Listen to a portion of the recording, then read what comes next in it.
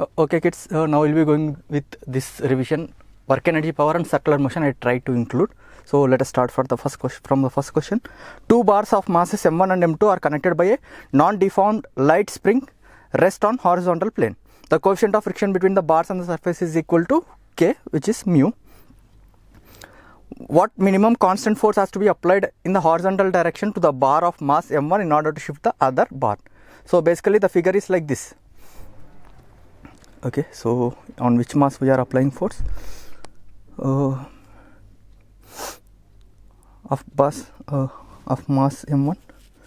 What minimum constant force has to be applied in the horizontal direction to the bar of mass m1?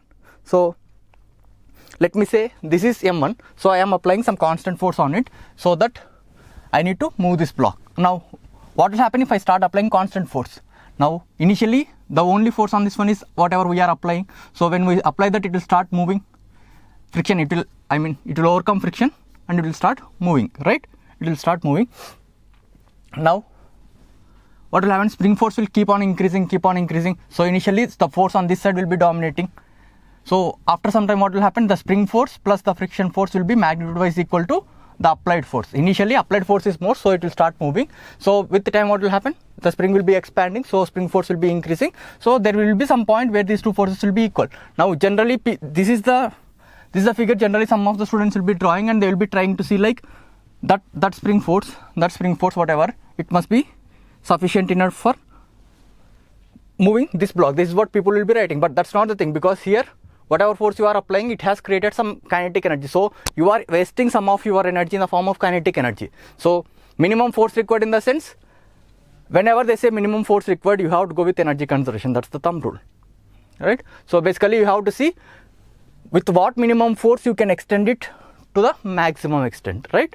So the meaning is, when will the speed become 0? So now this is the figure you have to look into. This is not the figure you have to look into. So whenever someone says minimum force needed, you need to look into energy conservation. Now basically at this moment it has to move. The meaning is the spring force must be sufficient enough to move this block, or this spring force must be just greater than or equal to that friction force. So those are the two things. First thing is work done by my force minus work done by friction. You can see that, right? Let me say this distance is x, so work done by me is F into x, work done by spring force is mu mg into x. The net work done by all forces will be stored as potential energy, kind of, right? Or total work done equal to 0, you can do whatever it is. Now this is the first equation by work done or energy conservation or whatever it is. Thereafter, what is the requirement? Requirement is that spring force must be just sufficient to move it, right? Mu into m into g. So these are the two equations. When you solve them, you will be getting the required answer. But what is the important thing? Whenever someone says minimum force, you must not make net force equal to 0, because you are wasting some of your energy in the form of kinetic energy, right? Now these are not required to be taken here. Work done by uniform force will be dependent only on the initial and final position. So constant force is conservative force. Uniform force is conservative force, that you people already know, because you will be saying mg is constant force and it is conservative force. So any constant force is conservative force. Central force is conservative force, like you must have seen in gravitation, electrostatics, right? Now okay, maybe this may be not very regular like the other two questions. So there is a force which is given by a into x into y I cap plus y square j cap, where x and y are the coordinates. Okay, so now what they are asking in this particular figure, they are asking what is the work done from A, B and C via this path. What will be the work done if you take it via this path? You are going from 0, 0 to 0, 1 in two paths. One is ABC, the other one is this first path, and the other one is second path. Now what we will be doing? We need to calculate what is the work done for path 1. Path A separately, B separately, C separately, and we need to add them. Then we need to say whether it will be equal to this one or not. So if they are equal, what will happen? It can be conservative force. But if they are not equal, it is non-conservative force, right? So we will do that. So first of all, if this is the force, how much will be the small work done? You have to multiply with small displacement. So when you take the dot product xy dx plus y square dy and 0 into dz 0. So this is the work done, and when you integrate you will be getting the total work done. This is a small work done. When you integrate you will be getting the total work done. Now I will be doing it in parts. I will be doing it path A. Now when you look at path A, when you look at path A,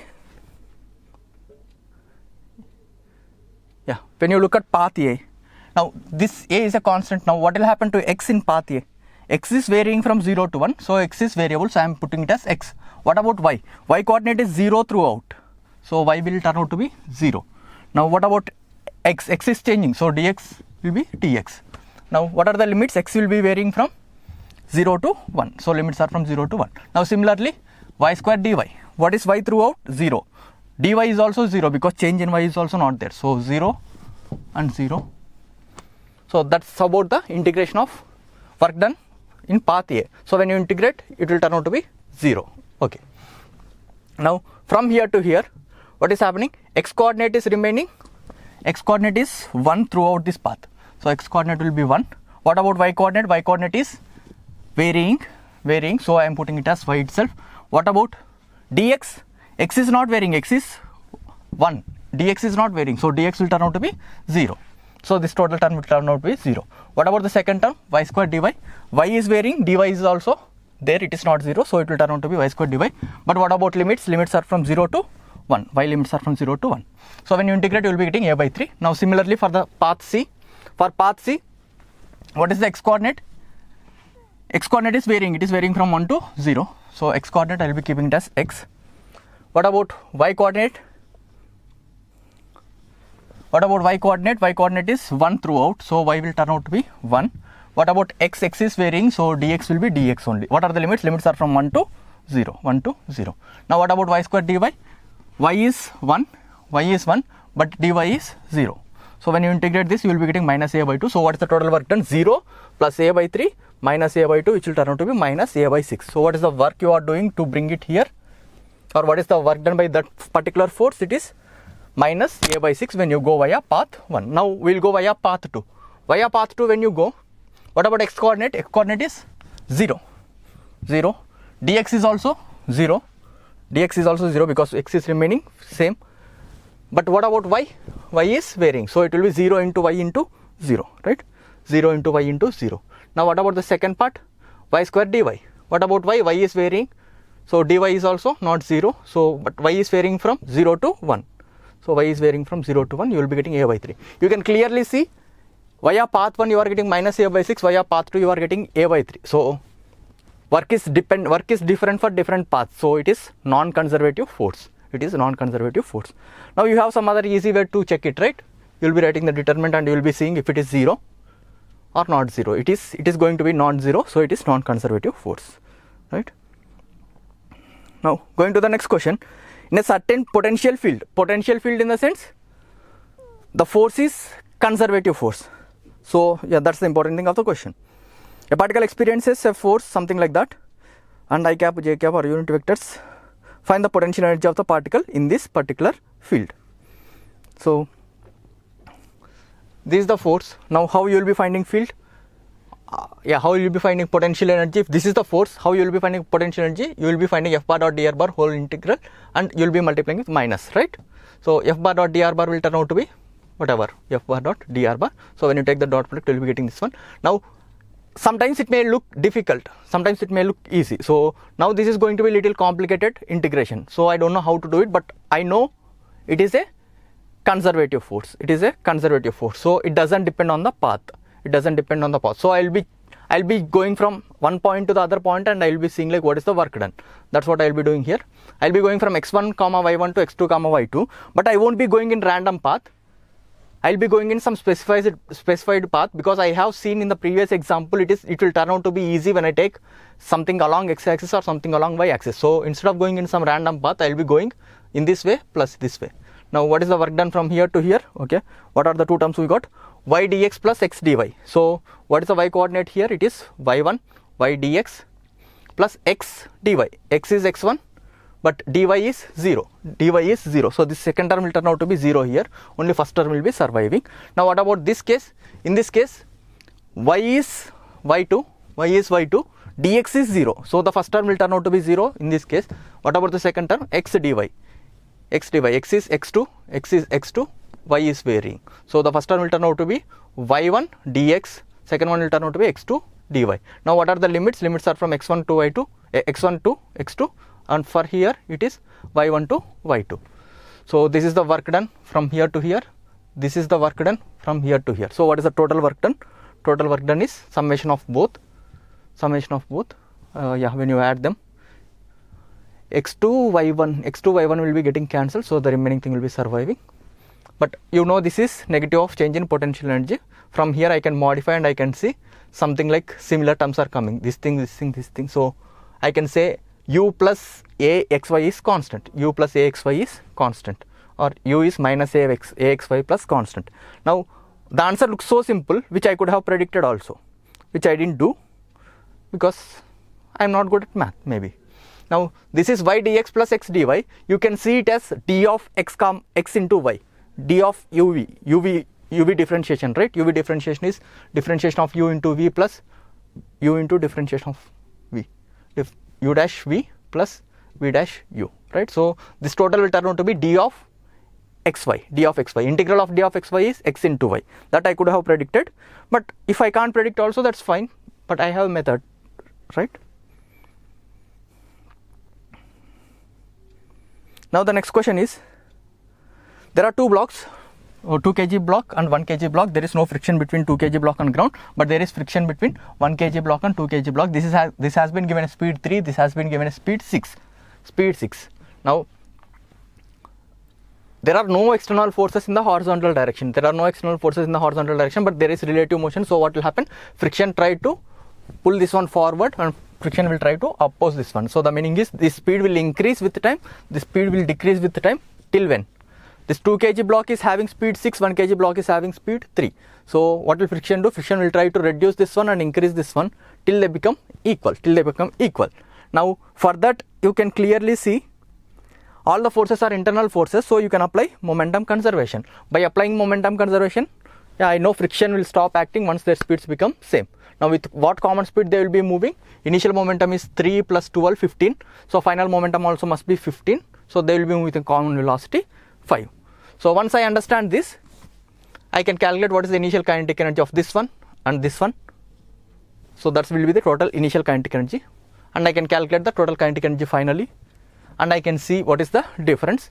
Or you can see it like it's kind of like perfect inelastic collision. One is moving with 3, one is moving with 6. After collision they are moving with 5.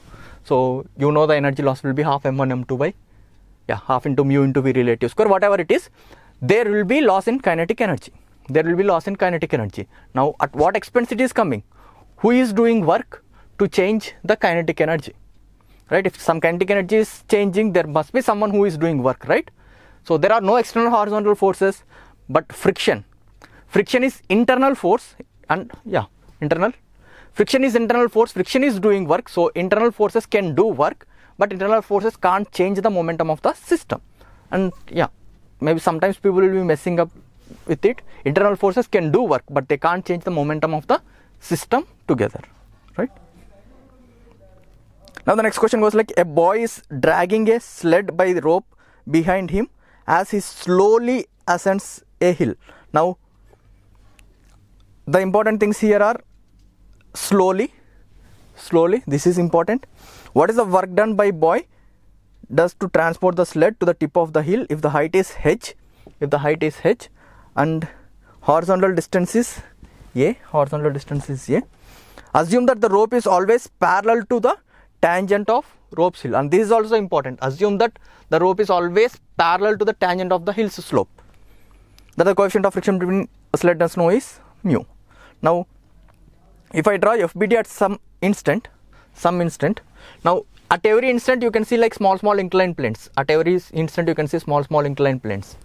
Right? Now I am looking at some particular instant inclined plane, and that will have some radius of curvature also. Okay, so I am assuming like its radius of curvature is some r at that particular moment. Now how many forces will be there? Mg will be there, normal will be there, and the force which I am applying. This is the important thing. They said it will always be tangent. So the meaning is it's not somewhere like this, because if it is somewhere like this, it would have it might be having a component along normal, so that will be changing the normal's value from mg sine. Okay, suppose if it is only along tangent, then you can clearly see it won't be moving along this direction. So n equal to mg cos theta. Now n equal to mg cos theta is coming out just because we are applying force in perpendicular direction to the normal. So if you have done somewhere like this, then it would have been complicated. So that is going to make our question much simpler. And they said it is very slowly, so the speed is almost zero. Now from here I can say net force. Now if it is circular motion, then the net force towards the center must be providing centripetal acceleration, right? That is mg cos theta minus n, that equal to mv square by r. But what is v? V is almost 0. Now n is not always equal to mg cos theta. Here it is becoming equal to mg cos theta for two reasons. One is the speed is small, and the other one is force is along the tangent. It doesn't have any component along normal. So once you understand this, then it's okay. So normal will turn out to be this much, so friction will turn out to be maximum because there is relative motion. So if you take that small inclined plane, if you take that small section, it looks like this. Where you are applying force like this, normal is like this, mg is like this. No, yeah, this represents cos theta and this represents sin theta if you are new to my classes. So if this length is dl and this length is dy and this length is dx, yeah, I have taken that triangle. So what is the work done by gravity? Work done by gravity from here to here is minus mg into dy, which is, okay, that is for small instant, right? That is for small instant. So if you want to integrate, what will happen? That dy, only dy will be coming into picture. So minus mg into h. Anyway, that you can predict, right? If it moves by distance h, then work done by gravity will be minus mgh. Now what about work done by friction? This is the trickiest part. Work done by friction will be in this direction, but it is moving in this direction. So work done by friction is minus mu mg cos theta into dl. Now what is dl cos theta from this particular figure? dl cos theta is dx. Remaining things are constant. Now when you integrate dx, what will happen? When you integrate all those small dx, you will be getting a. So work done by friction is this much. But what they said, work done by all forces equal to change in kinetic energy, which is 0. So work done by me plus work done by friction plus work done by gravity, that must be equal to 0. So work done by me will be exactly equal to mgh plus mu mg into a. Now that looks like pretty good answer because it depends. Work done by friction depends on this length and work done by gravity depends on this length. This is okay for you because you must have seen many times, but this you must have seen very less number of times, and that will happen only for few specific cases when you are applying the force along the tangential path and when the speed is almost 0. If there was speed, then normal reaction won't be equal to mg cos theta. Even if the force was not tangential, still normal reaction won't be equal to mg cos theta. Now this is happening just because normal is equal to mg cos theta. Now going to the next question. A small object is launched with initial velocity v0 at an angle theta with the horizontal. Find the radius of curvature at the highest point of the projectile trajectory. So we can neglect air resistance. So what is the only thing we have in physics to find radius of curvature? Radius of curvature comes to us only in circular motion. So centripetal acceleration equal to v square by r, where r is the radius of curvature. So at the topmost point, though it is a parabola, so at the radius of curvature will be some other thing, we don't know. So we need to find the radius of curvature of this one. So how to find that? The first thing is we need to find actual velocity and we need to find acceleration perpendicular to velocity. That acceleration will be calling it as centripetal acceleration. Now the good thing about this particular position is velocity is in this direction, acceleration is perpendicular only. So you can see this is velocity and this is acceleration perpendicular to velocity. So this one we will be calling it as centripetal acceleration. So centripetal acceleration g equal to v square by r. Now what is v at the topmost point? If the initial point velocity is v0, horizontal component will be remaining same. So vc will turn out to be v0 cos theta. So g equal to v0 cos theta whole square by rc. So rc equal to v0 cos square by g. So this is what we will be doing in physics. Whenever radius of curvature comes, most probably you need to use this thing, right? So what is the general method? General method is if there is some velocity and some acceleration, resolve the acceleration into two components. One is along the velocity, one is perpendicular to the velocity. Now whatever acceleration is along the velocity, we will call it as tangential acceleration. Whatever velocity is perpendicular to velocity, whatever acceleration is perpendicular to velocity, we will call it as centripetal acceleration. This centripetal acceleration will be equal to v square by radius of curvature at that particular moment. That velocity at that particular moment square by radius of curvature at that particular moment will give us centripetal acceleration at that particular moment.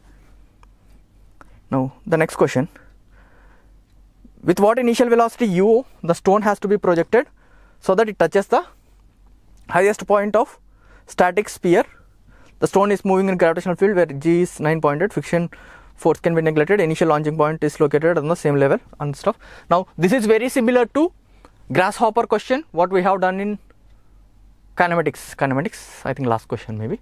So there I have shown you, I have given you hint that this is not the minimum speed case needed for grasshopper to jump.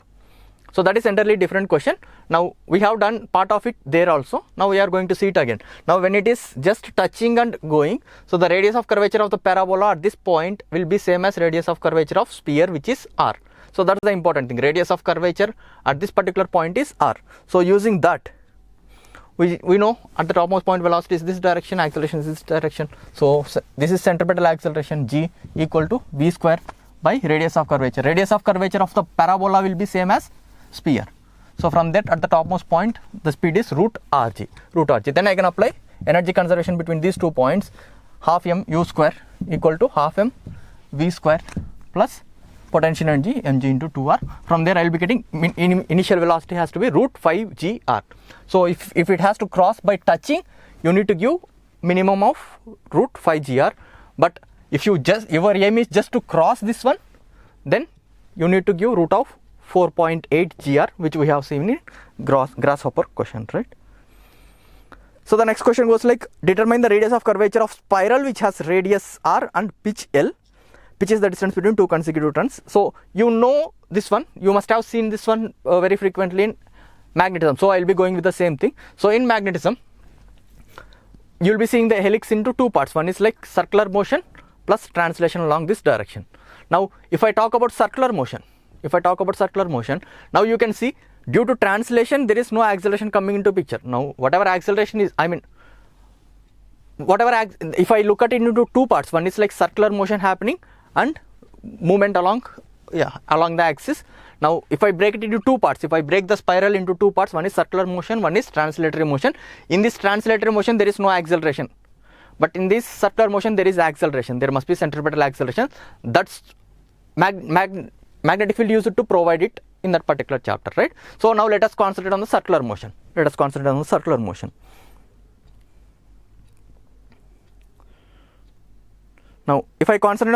motion, let me say the speed along this circular motion is u perpendicular, as I have mentioned here. If I talk about only circular motion, let me say the speed which is the speed along that circle is v perpendicular.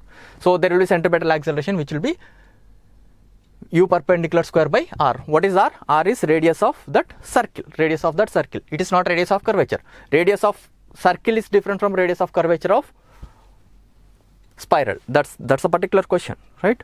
Now what about pitch? Now I am calling this velocity as u parallel. So u parallel into time for one revolution will give me that pitch, right? U parallel into time for one revolution will give me that pitch. So from there I will be getting u parallel also. U parallel in terms of u perpendicular. Now these are the 2 things. What are the 2 things? I have taken this circular motion and I have seen what is the centripetal acceleration in the circular motion, and I have used u into t equal to l for this. Now in reality what is happening? Both are happening, that is, it is rotating as well as moving forward. Now concentrate on the velocity direction. Now if it is only rotating, then the velocity direction is this way, right, in this direction. Now let me talk about this particular instant. Velocity is in this direction. Now this is performing circular motion. Now apart from that, it is having some other extra velocity, right? So if I take them together, they are like this. This is performing circular motion, this is making it move along the axis. But what about acceleration? Acceleration is in this direction, right? Every time these 3 will be perpendicular to each other. If you see, these 2 are velocities, this is acceleration. Now this is how they look at every instant. So now I can say resultant of these 2 velocities is still perpendicular to acceleration. So what I can do, if I want to find the radius of curvature of the helix, I need to take this velocity square and I need to divide with this acceleration. So that is, I need to take effective velocity square and divide with acceleration. I need to take effective velocity square and divide with the acceleration. Then I will be ending up with radius of curvature of helix. Now if you want to see why radius of curvature of helix is slightly different, then here is the structure. It is going like this. It is going like this. Now if you break it and if you see, it will be a part of, if you cut it and if you open it, it will be a part of some circle whose radius is not r, whose radius is some other thing. That's what we have found, which is this, right? And again, radius of curvature depends on frame of reference also. Here, as they said nothing, we are going with ground frame. But if they have said what will be the radius of curvature if you observe from a frame which is moving with u parallel, so you both will be traveling the same distance along this direction, so you will be feeling it will be performing circular motion, so its radius of curvature will be r. So radius of curvature depends on the frame of reference also. Now suppose there is a question where you know the tension at the bottommost point. If you know the tension at the bottommost point and if someone asks you what is the radius of curvature here, then how we are going to do it is, we will be taking some small element here where this total angle is alpha. If this total angle is alpha, this length is r alpha, so its weight will be lambda into r alpha into g. So tension, and by symmetry I can say this tension and this tension must be equal. Now net force must be 0, these two horizontal forces will be getting cancelled, so this vertical component must be balancing the weight. Now this vertical component will be t sine alpha by 2, this vertical component will be t sine alpha by 2, this vertical component will be t sine alpha by 2, so 2t sine alpha by 2 must be balancing weight. Now if I make alpha very small, what will happen? This element will become very small. Now the tension will almost be equal to the tension at the bottom point. So I have converted that capital T into small t to represent when alpha becomes small, then this tension will turn out to be almost same as tension at the bottom point, right? Now sine alpha by 2, I can write it as alpha by 2. Now I can cancel stuff. I can see radius of curvature will be tension at the bottommost point by mass per unit length times g. Now calculating the tension there, that's a separate question, but if you know it, you can do it. So there is other thing to find radius of curvature using mathematics. Now what we have seen v square by r. We have used v square by r and we have used like this one also. If you know the tension at the bottommost point, how to find the radius of curvature. Now there is this mathematical method. If you know the curve equation, you can find the radius of curvature. That's all. I mean, if you know the curve equation, you can find the radius of curvature. Obviously you must be able to, right, if you know the curve equation. Now there is a small derivation here which I am not going to not going into detail of it, but you can see you will be taking some part of it and the triangle looks like this. So root of L square equal to, L square equal to x square plus y square, that is Pythagoras theorem. Now at the same time I can see this as a part of some circle of radius r. Now where this angle will be theta, because with horizontal the angle is theta, so that small angle will be delta theta. So this length will turn out to be r delta theta, that is same as L, delta L, right? So these are the two equations. Now from here you need to find RC is this much. So you will be doing something, you will be modifying something, and you will be using slope definition and you will be differentiating. Finally you will be ending up with some result. I mean, this is not how exactly you may be doing in maths, whatever it is. If you have learned in maths, it's okay, or else sometimes you can remember the result, but in physics they won't be asking this. But there is an option for you.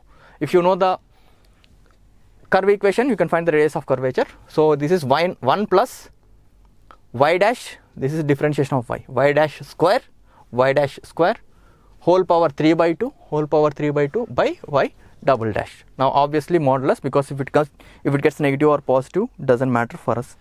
Now for example, for this curve, what is the radius of curvature here? So what we will be doing, we know this is the formula, so we have to find y dash.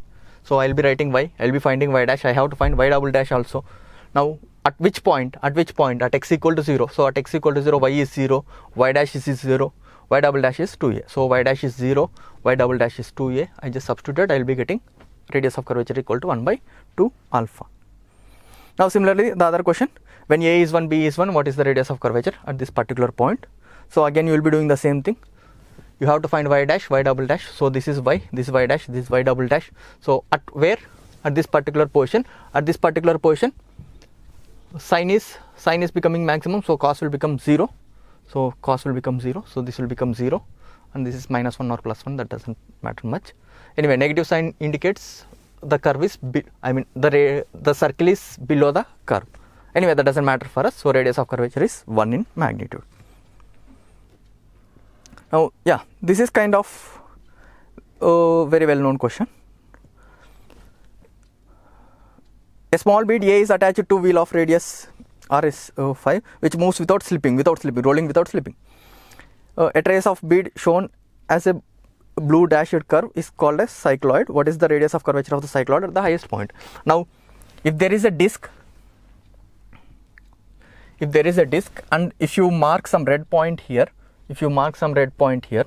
and if you rotate the disc with like rolling without slipping, then that red point will be keeping on moving in some particular trajectory. That trajectory is called as cycloid. It's going to be cycloid. Now, they have depicted 3 different situations. Now, in this third situation, that bottommost, whatever we marked red color, it came to the top. Right? Now, at this particular moment, you need to find what is the radius of curvature. Now, how you will be doing it? You need to know velocity, you need to know acceleration. Now, we'll be seeing the rotation, this combination motion, like motion of center of mass and motion about center of mass, right?